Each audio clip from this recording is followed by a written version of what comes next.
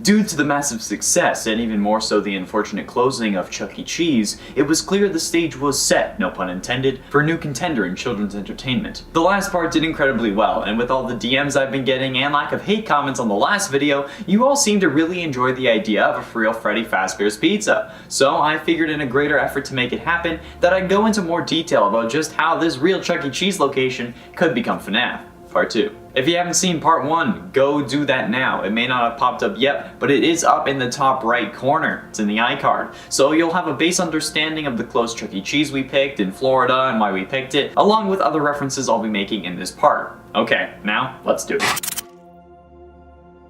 The menu is simple, since it's on a monitor and needs to be seen at a distance, with a red border and simple sans serif text describing the various dishes and listing prices, with images of the dishes of the 4 major characters on each of the screens: Freddy's Pizza, Chica's Chicken Wings, Bonnie's Breakfast for Dinner, and Foxy's Ultimate Nachos. I was going to do Ultimate Fries, but kids are going to find nachos more exciting than fries, even if the whole alliteration thing makes sense. And while the horror events are focused on adults, the majority of the fan base and patrons are going to be children. Hopefully not missing ones. Obviously, you can also offer alcoholic beverages like beer and perhaps margaritas for the parents of the kids during the day, and all the adults that will be coming in during the horror nights, more on that later. But other than that, it's a fairly straightforward menu. The menu has to be simple for the kids and anyone looking from a distance, and this is the kind of stuff I actually went to school for. I went over the interior design in the last part briefly, but only offered ideas instead of actually providing examples. So let's do that. Like I said last time, I think the purple sections of the wall should be replaced with red and black squares like we see in the original maps. And the white and black squares with the red outlines on the walls should go around the joint as well. We've seen the interior in the first few games, so we might as well just recreate something similar. The booths could just be repainted, or they could be separated into sections based on what animatronic is your favorite. Same with the party tables, with sections for Foxy, Bonnie, Chica, and Freddy, with posters for each characters indicating those sections, as well as banners to indicate it overhead so you can see it at a glance. The stage may come with a separate section for Foxy known as the Galaxy stage for Chuck E. Cheese, which would easily be converted into Pirate's Cove. It's already a circle, you just put up a curtain. The arcade is probably the biggest reason anyone went to Chuck E. Cheese, the second being the recycled pizza conspiracy, and the third being because of the characters. However, the kids this time around will be coming for the Fnaf characters and be staying for the arcade. The arcade could be filled with the normal games we see at normal Chuck E. Cheese's: skee-ball, whack-a-mole, basketball, knock-a-clown, all the rest. However, the biggest showstoppers could be Fnaf-themed versions of these games. Whack-a-mole could be Whack-a-Mini-Rena, and Knock-a-Clown, you know, the one where you like throw the balls at the clown or like you throw them at its teeth, could be Popping Balloon Boy's balloons. There could be a photo booth that puts a nightmare animatronic or springtrap behind the people in the booth for a real scare, and you could include custom games like Fruity Maze, Midnight Motorist, and Security Puppet. There are plenty of people who've made their own arcade cabinets. Take this one from the YouTube channel I Like to Make Stuff. Bob does an incredible job. And all Scott would really need to do is code full versions of these games.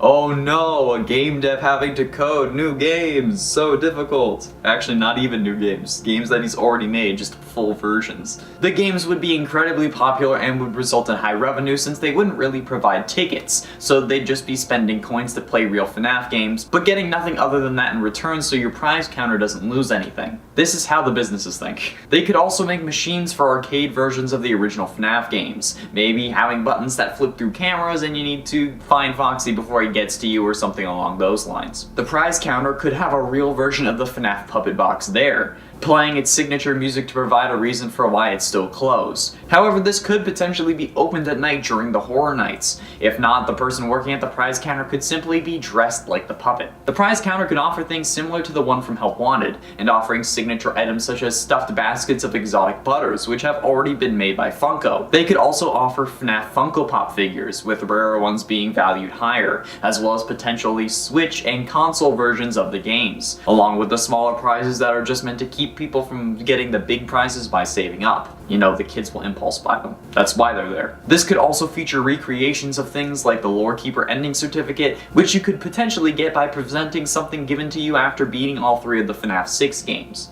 You know, the ones in the custom cabinets I mentioned. There is way more we can talk about this, trust me.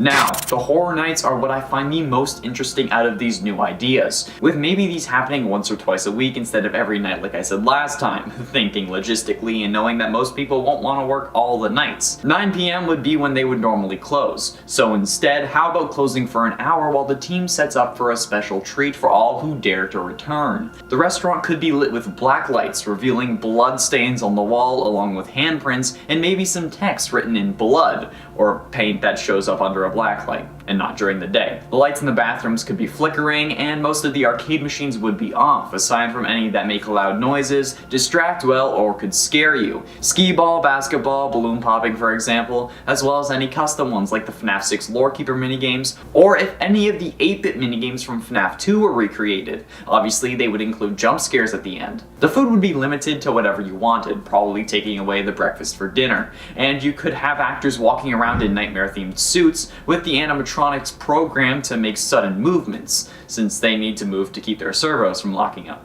but they can't really walk around. The music that plays could be replaced with atmospheric and scary themed music, like what we use for our videos, with periodic screams and maybe a couple faded door shakes and calls from Phone Guy, making sure that Scott Cawthon makes an appearance in the first Freddy's location. This would be the first pizzeria to do something like this, as of my knowledge, and the possibilities are endless. It would be a great first date, as long as you're both into it, and it would increase profits tenfold, basically turning the place into a diet bar with horror elements, keeping the place open until 2 a.m. when you have last call at 1 or 1:30. I don't know how bars work. I turned 19 and then I didn't really go to bars, and then the whole pandemic thing happened, so I can't really go to bars now.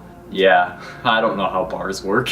I could talk about cash flow and investments, but that doesn't really interest you, I'm sure, because I have thought a lot about this and other opportunities that this would present. So like I said last time, if you want a real FNAF location, share this with Scott on Reddit, Twitter even though he doesn't use it, Steam, wherever you can. Share it with Matt, Pat, Daco, and Markiplier so maybe they can see it and get interested too. Or maybe send it to Scott, because I'm pretty sure they have at least more of a direct line than I do. I just say Sky Daddy Scott, please. Are you hoping that Chuck E. Cheese isn't dead, since the FNAF series reignited your passion for cardboard-like pizza and wasting money at an arcade that never really gets you anything cool? Would you rather have a basket of exotic butters and to have your pants scared off after dark? Well, how about we discuss how this could be possible with the real Chuck E. Cheese location that could become FNAF. Greetings gamers and welcome back to Top 10 Gaming. I'm Conor, and I kinda went to school for this kind of stuff, so let's just jump right into it. I didn't really go to school. I went to school for advertising. There are plenty of people who'd like a real-life Freddy Fazbear's Pizza, and honestly, it could be closer than we think. Whether it's being delayed because of COVID or some other factor that we can't account for, a real-life Freddy Fazbear's would be fun as hell, no pun intended. There were people asking Matt, Pat, and Scott to work together to make it happen, but guess what?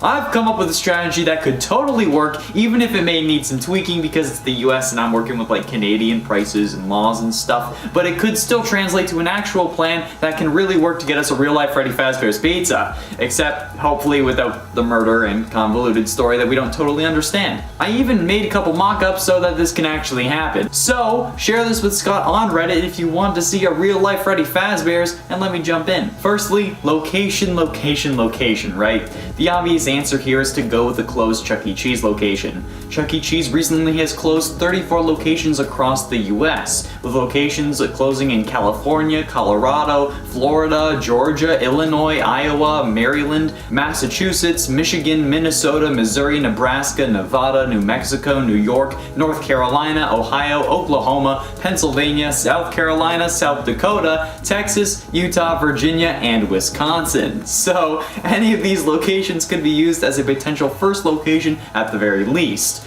with some states having multiple closures. Buying one of these locations would be expensive, and online I couldn't find any real reports on how much it would be. You'd have to work that out with Chuck E. Cheese. However, to open and operate a Chuck E. Cheese location would range from $1.17 million to $1.83 million, with a franchise fee of $800,000, according to Chuck E. Cheese's section of franchisehelp.com. So assuming the higher end of the price range, this would require an investment of around $2.63 million. Not taking into account that these these locations are closed and they're probably just looking to break even on it and maybe not make money. But which state should we be selecting? Well, looking on Google Trends, we can actually see what states search for Five Nights at Freddy's the most. Looking for the search term Freddy Fazbear's Pizza, since that would be the name of the location, we see Virginia searching it the most over the past 12 months as of April 2021, followed by Florida, Pennsylvania, Illinois, and Texas in that order. Comparing that to our list of states, Virginia is the state with the highest search and has a close location in Fredericksburg. And I don't know about you, but the fact that it's in Fredericksburg, like Freddy, that seems like fate to me. But there is also the thought of Florida, who is the second most searched and is only slightly less searched, so it's like a close second, and has multiple Chuck E. Cheese restaurants closed, located in Miami, North Lauderdale, Miami Gardens, and Green Acres, so there is room for expansion. Florida is also a popular tourist spot thanks to the Disney park in Orlando, where I would go with my family. I think we've went like 2 or 3 times. So it's probably a better idea to go with Florida's Miami location, even though Orlando and Miami aren't really that close, but it's still centralized, okay? And everything's open in Florida, so you can start work on it right away. So the Miami Chuck E. Cheese location is the first one to be bought by Scott Cawthon. What would it look like? Well, many fan creations always make it appear the same as just a normal Chuck E. Cheese, but replacing the logo and text. Probably the most famous one being the image used in MatPat's old Fnaf theories. But we could take this one step further. Since the inside of the restaurant is already seen in-game, we can take that same design concept and just convert it to real life. I feel like that's pretty obvious. With the red and black squares along the wall, potentially outlined with additional decoration. You would also need to either replace or repaint the tables and booths and stuff like that, along with replacing the posters on the wall and the banners hanging above. The purple would also be changed to another color, most likely red, or maybe more of the red and black square pattern we see along the walls in the first couple games. The animatronics, if included, could easily be updated with Freddy, Chica, and Bonnie designs. Well, I mean easy in comparison to everything else that needs to be done. And once that's done, you just need to replace the songs that play out of the speakers, and then boom, you got working stage shows. I don't know if Foxy would need to have his own section, or if you'd want to add that off to the side, or if you want to use the kind of separate stage that's on some of the Chuck E. Cheese stages. I don't know, it depends on the location, if it actually has one. But other than that, that's just more construction work. Now, what makes this different than your typical kids play joint, you ask? Well, it does actually have the Fnaf characters, not infringing on copyright because Scott would be doing this all himself. There is another aspect of the place that I think would make this even more unique and bring in more sales. Fnaf is a horror franchise after all, and for some reason a whole load of these kids love being scared crapless by the many animatronics. So why shouldn't this location offer a spooky surprise for anyone willing to come after dark?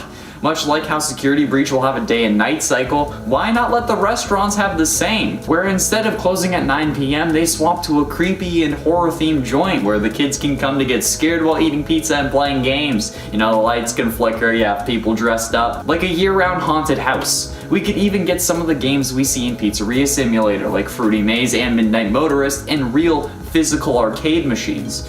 All you need is a TV monitor. People do it all the time on YouTube. It would actually be an incredible idea that would suck in a lot more people and increase profits late into the night. This also works for adults who are fans of the series, who may not want to deal with the children and the kid-friendly atmosphere that the location would have during the day. This time frame would feature actors in the Fnaf suits, but not Springlock suits because, well, we all know how that ends. But this would be just like a Halloween haunt for our Canadian friends or whatever Disney does. It's like Halloween Horror Nights or whatever it's called over there. People in costumes who can't touch but aim to scare, maybe jiggling some doors or hiring actors working as kids or patrons who get lured away, maybe even making a Nightmare Fredbear suit. There is so much that you can do. Oh, you can have Foxy slowly peek out from behind it unless someone looks or something like that. You can have him slowly peek out and then you can... Eventually, of course, you could expand, opening more Fazbear locations at the other closed Chuck E. Cheeses. And I feel like Chuck E. Cheese would be down for that too, because the resulting competition could help boost their sales as well, since there would be kids who don't want to go to a horror-themed joint at night, but have a newly ignited or rediscovered joy for pizzeria arcades and animatronic bands. And hell, even as a joke, you could open up Chica's Party World, because we all know that Scott's gonna have some form of like ARG with these locations if this is actually a thing. Scott, I have an idea for that too. Hit me up. The menu would serve pizza, obviously, but also themed meals like Chica's chicken wings or Bonnie's breakfast for dinner, since, you know, eggs. Maybe Foxy's flapjacks. It will definitely use a little work, but I'm honestly thinking it would taste and look incredible, both the menu and the food respectively. I have a design in mind, but let's be honest, I can't show my whole hand, can I? No, I actually gotta leave some stuff to actually hopefully make this a thing. So, cause you know, if there's some mystery, Scott might actually like, you know, cause we all know how he loves mystery. And Scott, by the way, I'm happy to help. I love this series and would travel to see a Fazbear restaurant like this happen. And if you go with the Florida location like I suggested, everything is open, so you're already good to go. Maybe not morally speaking, but just like roleplay William Afton and you'll be fine. So, share this video with Scott on Reddit and any other media you can so he can help see it. Sky Daddy Scott, please make this a thing and please let me help. I promise I will be professional and I won't actually call you Sky Daddy Scott to your face. We've been talking about how Freddy Fazbear's Pizza could get a real-life location, not with any actual thought that it could happen though. In fact, Scott said himself that he wouldn't want to do it, but minds change, and Scott has said things before, like that sister location got cancelled due to leaks. So is there really a plot to open a real Freddy Fazbear's restaurant in the wake of over 30 Chuck E. Cheese locations closing? Well, how about we take a different approach to today's FNAF theory? Greetings gamers and welcome back to Top 10 Gaming. I'm Conor and this is the secret plan for a real Five Nights at Freddy's location. Let's do it. So there's always been this desire from the community for a real Freddy Fazbear's, and it's been present since the first game. Because for some reason, they all think that it's a good idea to have a restaurant whose fictional series is built around the murder of unknowing kids to have a real-world counterpart. And while I do believe that it would make an incredible amount of money, and it could be an outlet for Scott to divulge some more lore to us, there are plenty of sick people out there. So sick, in fact, that they might just want to recreate the games and may just take on the role of William Afton. And plenty of people have said that they're willing to die at a real Freddy Fazbear's as long as they get to contribute to making the FNAF story real. And that's honestly probably why Scott has at one point said that he didn't want to make one. But is this really the case? Has Scott just ignored the massive opportunity he has in front of him in the form of a real Freddy Fazbear's? Well, maybe not, but it's definitely not going to happen anytime soon. Let me explain. We know how dedicated Scott is to dates, both in-game and IRL, when releasing or talking about his games. He released FNAF 2 87 days after the first, like how we were all focused on the bite of 87 from the first game. Any date that he has put in the series has been solid, and even if things are changing, he always stuck to the bite of 87 and the bite of 83. Dates have always been important to Scott. And as any fan of the series that has at least tried their hand at their own timeline can tell you, FNAF 3 takes place 30 years in the future. In fact, the events of FNAF 3 take place in around 2023. And while that's quite the coincidence in-game, because like 30 years in 2023, I don't know why I think there's a coincidence, I think just maybe because they both have 3s. Anyway, the thought is that perhaps, while we may not get a real Freddy Fazbear's this year or the next, that 2023 is a possibility for when a real Freddy Fazbear's or even a real Fazbear Frights could open. I mean, if he started planning now, it would definitely take a while, right? Hell, maybe he's already started planning, but now he has to wait because of COVID, or he's just planning on opening it up in 2023. And by Fazbear Frights, I mean the location of the third FNAF game, not the book series. And I mean, they are going to need a set for the upcoming FNAF movie, whenever it ends up going out, so maybe this is all just getting us prepared for a real FNAF. I mean, there was that Nicolas Cage FNAF movie ripoff that I'm sure was just a cash grab trying to capitalize on the FNAF movie hype before the actual FNAF movie came out. But could this be what Scott was planning from the beginning? Getting everyone hyped for the possibility of a real location, or what a real location would look like in his mind with the movie and the books which expand on the lore, because he was planning to open one for 2023 at the same time that Fazbear Frights would have opened in the FNAF universe. It would make sense, especially for Scott. And he's really running out of ways to give us more lore hints at this point. He's already released 3 full novels along with like 9 books that all have 3 shorter stories inside. And those, and especially the Fazbear Frights books, yeah, don't think I didn't notice the name, all had insane lore clues that helped us distinguish parts of the series that we've been previously confused about. Like how William had survived being in a blocked off room for 30 years without food or water because he was possessed by a kid. It also explains how he survived the fire from FNAF 3 and FNAF 6. and how he managed to get a hard drive in order to possess it before Fnaf VR, so it could get scanned into the game and then he would become basically immortal. But now we've seen source code being used as a clue, the names of photo files that we've had to access with Notepad being a clue,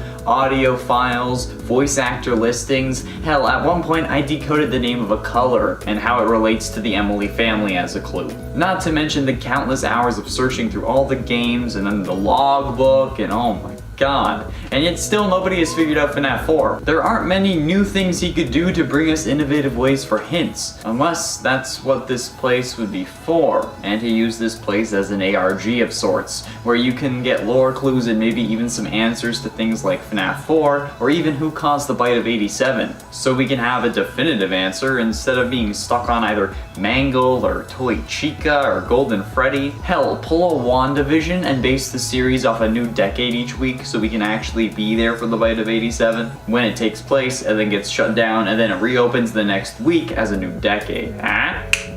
And for those people saying Scott already said he wouldn't do it, first of all, people change their mind all the time, whether the reason is financial or not, and this place would be a huge success, especially after Chuck E. Cheese closed over like 30 locations. The timing couldn't be better at this point, honestly. The big problem with this is the danger, and while I'm sure Scott would have as many security measures as he could, we need to remember what the story of the games is. It's about kids dying in these restaurants, and by one of the creators of the restaurants no less. I'm sure that Scott doesn't want to end up like Henry.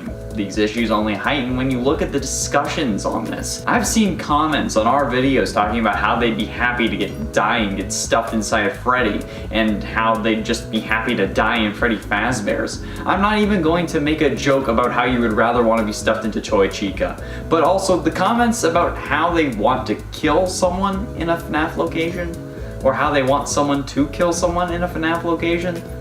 No. Or how they want someone to go missing and the story of the games to be real. Look, I know you guys love the game, okay? I love it too. The story is incredible and cryptic in all the best ways. But what the hell? Like comments from the last video talking about what could be in like a real FNAF. Someone had commented, bro, if this became a thing, I would want to get murdered so I can possess a suit. That would be so epic. Ah, yes. No, it wouldn't be epic because you'd be dead. Possession isn't a real thing in the real world, okay? And even if it was, we don't know how it works. It's not like if there's a real world version of FNAF, that agony will be what determines you possessing something, okay? If possession was real, it wouldn't be something that's simple, and it wouldn't be something you can control. And at that point, if you want to be murdered, it's not murder. Okay? It's self-assisted murder. Because, you know, if I say the actual word, YouTube's gonna flag this video. But that wouldn't cause you agony, you'd be happy to die. It wouldn't even work in the FNAF universe sense. But it's reasons like those that will ultimately get Scott to shut down this idea permanently. And even if they're meant as jokes, he probably wouldn't want to take the chance because, well, they may not all be jokes. And if anyone got hurt or worse because of something he opened, honestly, I don't think any of us would be able to forgive ourselves if we were the cause of that. Like if we were in Scott's shoes and we opened a Fazbear restaurant and then someone ended up getting killed because of the games and the restaurant, I wouldn't be able to handle it, I know that. Even for asking for it so much that he felt like he had to do it. So stop saying crazy shit like that. You know for a fact that you don't want to get killed at the place, even if it's what the original games do or whatever. That's not fun, it's not cool, don't say it. It won't help the situation. So if you really want a real FNAF, stop saying it so you can get killed there, okay? I can't believe that I had to say that. So is there a secret plan to open a real FNAF location in 2023? Probably not, but there very well could be. Number 10, behind the scenes. I definitely would want to peek behind the curtain at Freddy Fazbear's, so to speak. How cool would it be to wander around the staff areas or roam the backstage, visit the storage room that holds all the animatronic suits, basically feel like you were an employee or a privileged VIP at the restaurant. Sure, you might have to worry about free-roaming animatronics, maybe trying to kill you, but that's all part of the fun of the experience of actually visiting this place, right? Number 9, Spooky Mansion. I love the Curse of Dreadbear DLC, and so evidently I'm also a big fan of some of the locations that we visit there. Namely, I like everything that is based in and around the Spooky Mansion game mode. I personally would love to go to a mansion around Halloween that was completely Fnaf themed and explore, interact with animatronics, and ideally eat a ton of candy. Candy is the best. When I used to go trick-or-treating, I would always sort my candy after, and my favorite candy, the one I would always eat first, would be the Reese Cups and the little mini Caramilks. We're not sponsored by either of those, but so good. I actually think that's the Caramilk slogan. I don't know, do chocolate bars have slogans? It's like something. Oh, maybe it's just caramel? Oh no, that's a different treat. Fun fact, some folks have already attempted around Halloween to bring the world of FNAF to life themselves by building haunted houses inspired by the franchise. So here's hoping we can all Halloween again this year and that you have one of these kinds of themed houses in your neighborhood. That would be so cool. And friends, before we move on to this next spot, if you are loving this list, be sure to show it by giving this video a thumbs up. Number 8, Circus Baby's Entertainment and Rental. This place is just so steeped in lore, I think we'd all need to go there. Sister Location is also my favorite FNAF game, so you know I would want to crawl through those vents and feel that terror building up in my throat, that scream that I know I can't let out, because if I do, some free-roaming animatronic in the dark will find me. Ennard or Ballora, probably. I don't really know why I'd want to go to Sister Location. It is so terrifying, but I think a big part of it is that terror. Like we were talking about sort of at the beginning of this list, we seek out horror because we enjoy the feeling that it gives us. And Sister Location is very much that for me. In terms of visiting that space in real life, I wouldn't want to actually be hurt, just to feel that rush of danger where it feels like something could go terribly wrong, but I know I'm safe because it's all just pretend. I mean, this would just be pretend, right? If we're talking about these places. Number 7, The Office. No! God, please, no! No! One of the places I think we'd all like to see, sit at, and take pictures in would be the office. When I was a kid, I visited Minnie Mouse's house at Disney World, which I actually don't think is there anymore. This experience, though, was amazing. It meant I got to explore, roam around, and feel like I was Minnie Mouse for the day. I imagine visiting a version of the office that had, working tech, doors and tons of drawings and little details worked in would also be equally magical, except in a scary way. I guess what I'm saying is we need a FNAF world. Number 6, Circus Baby's Pizza World. I really just want to go here because I want to explore this location and see what mysteries I could potentially uncover. Circus Baby's Pizza World is still a location where I don't fully know what to expect. All I can guess is that it would be similar but different than Freddy's. Who are all the animatronics? Is the atmosphere and the themes the same? Are there more clowns and circus elements? Because that's what I picture. I imagine free, unlimited buttered popcorn at every table, a ceiling covered in cloth made to look like the top of a big circus tent, lots of warm lighting, maybe even a show where acrobats perform. Perhaps even the serving staff have circus-based talents. I really imagine it to be a magically themed restaurant, which is why I think it would be a cool place to visit. Just maybe don't let Circus Baby serve you any ice cream. Number 5, your own pizzeria. Who doesn't want to go and enjoy the fun and horror of the pizzeria they themselves created in Pizzeria Simulator? I know I do. Imagine getting to enjoy your own games, attractions, and animatronics that you picked to be in your pizzeria. The question is, would you want to visit this location as an employee, the owner and manager, or as a guest? I personally would want to be in the role of manager to see how others were enjoying their time at my pizzeria, as long as I didn't have to deal with any lawsuits. Number 4, Freddy Fazbear's Pizzeria. I mean, I think we all knew this one had to make the cut. What would a real Freddy's be like, though, if we could go? Would it be like Chuck E. Cheese? Would it be like some kind of cheaper version of that place? Would the food be any good? And when would you want to go? That would obviously affect the atmosphere. After the reopening? After the re-reopening? Would you want to go when it first opened? Or see it looking a little more run down, a little more messy around the edges. A version with dirty back areas and corners, animatronics in disrepair. I personally would want to see a very shiny version of the restaurant, but one where maybe there was just one area where things felt kind of off, where there was this darker, more insidious presence that you could feel.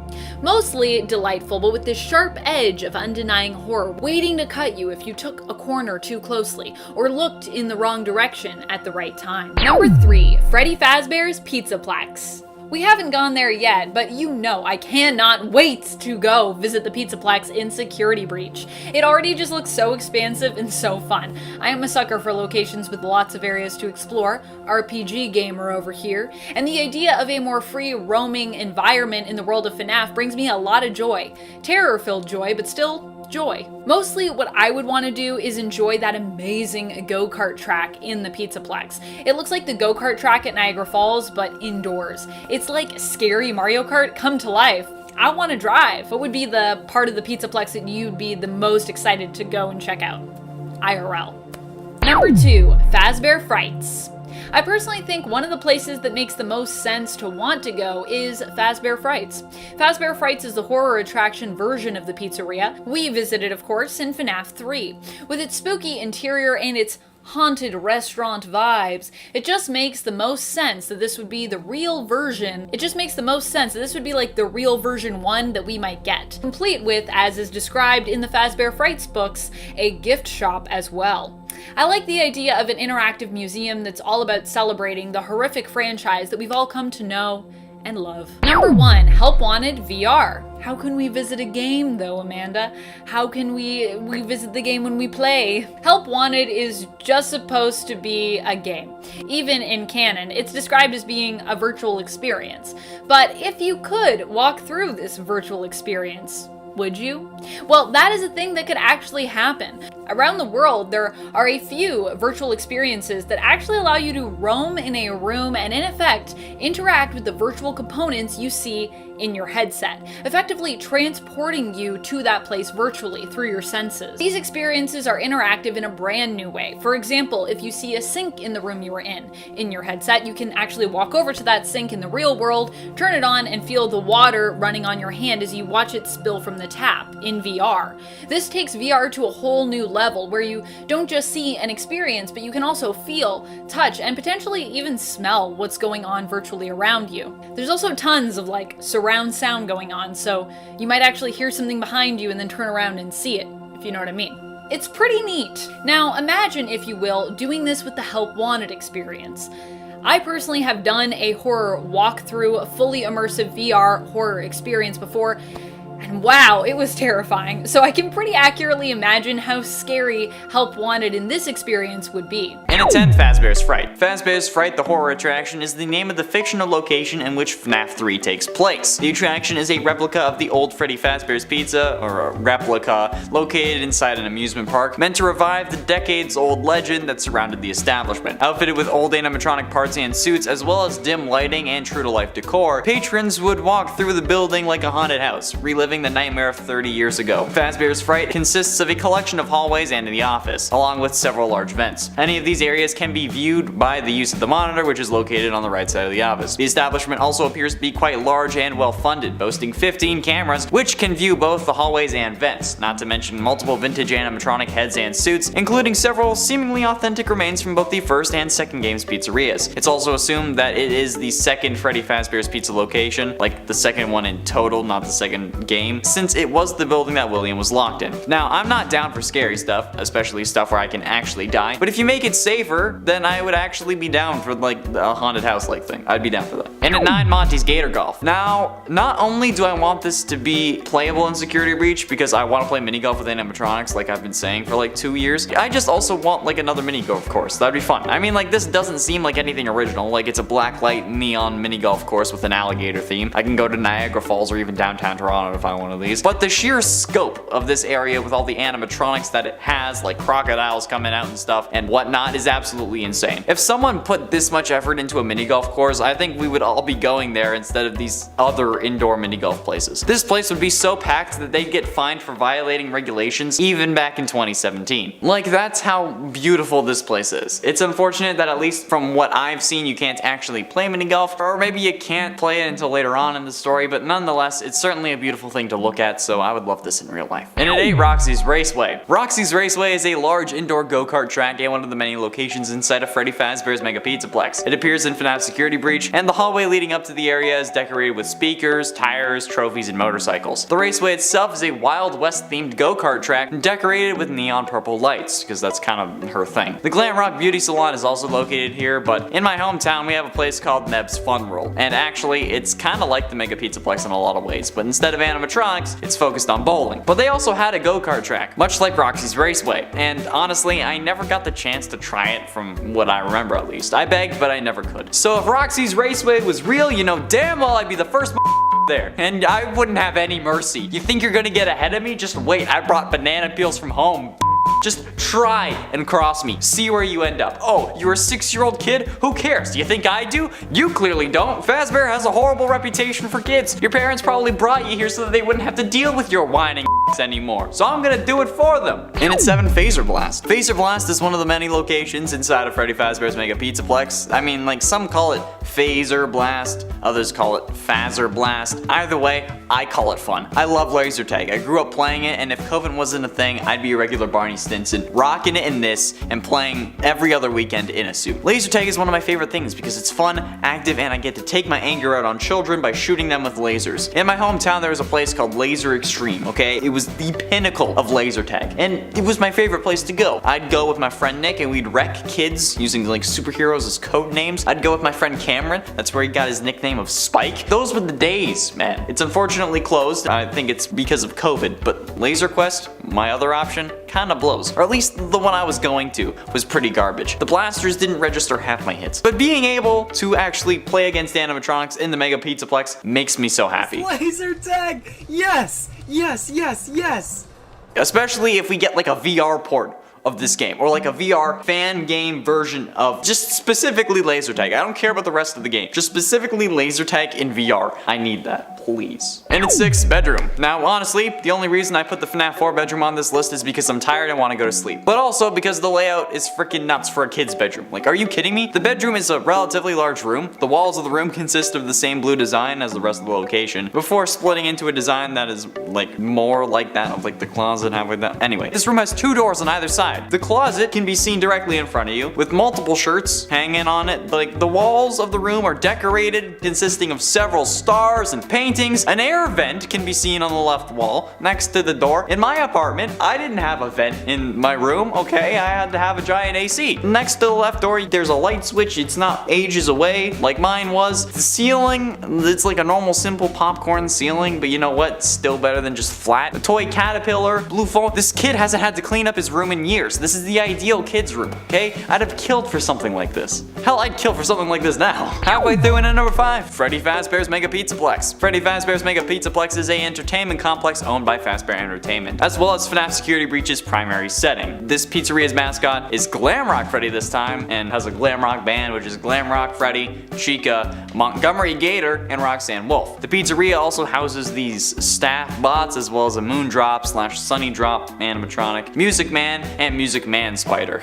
Oh god, I hate those things. Hey kids, do you want pizza? Well, Fazbear Entertainment has spared no expense developing the world's most extreme family fun center. It's literally a mall. Freddy Fazbear's Mega Pizzaplex. At 3 stories tall, it's the flashiest, raddest, rockingest, safest pizzeria the universe has ever seen. Of course, Freddy and the band are excited to meet you. Utilizing the latest in animatronic technology, you can actually party with the stars themselves. So, on your next birthday, let Freddy Fazbear's Mega Pizzaplex make you a superstar. I think we all know why I want this place to be real. Okay, it's just cool. Okay, I have to admit, it's pretty cool. And laser tag. And at 4, Jeff's Pizza. Jeff's Pizza is a pizzeria from the Fazbear Fright universe that appears in Into the Pit and the epilogue of Gumdrop Angel. Oswald describes the pizzeria as a very weird place. The rundown restaurant has pale yellow walls, tons of unused forest space, and lots of unused electrical outlets along the base of the walls. On the far wall is a small stage and an empty dance floor. The vinyl on both seats has been repaired with duct tape, plastic letters have fallen off the menu board above the counter, and in the right back corner of the pizzeria is a large ball pit surrounded by yellow netting. It looked like it hadn't been cleaned in years. A sign that reads "Do not use" is attached to the rope. The red, green, and blue plastic balls are faded in color and strangely sickly, but Oswald jumps in it anyway and was time warped to Freddy Fazbear's Pizza after using the restaurant's ball pit, and does this multiple times. And in the 8th book's epilogue, Detective Everett Larson searches it to investigate the mystery about what's going on, and he finally comes across Jeff's Pizza, pizza and is handed the keys by Jeff to enter. He hesitantly enters the ball pit and notices that the balls looked exactly like visions that he'd had previously. And he looks closer at the plastic balls and notices that old blood is covering them. And he collects some samples before leaving. But I feel like this place is so run down that the food's gotta be great.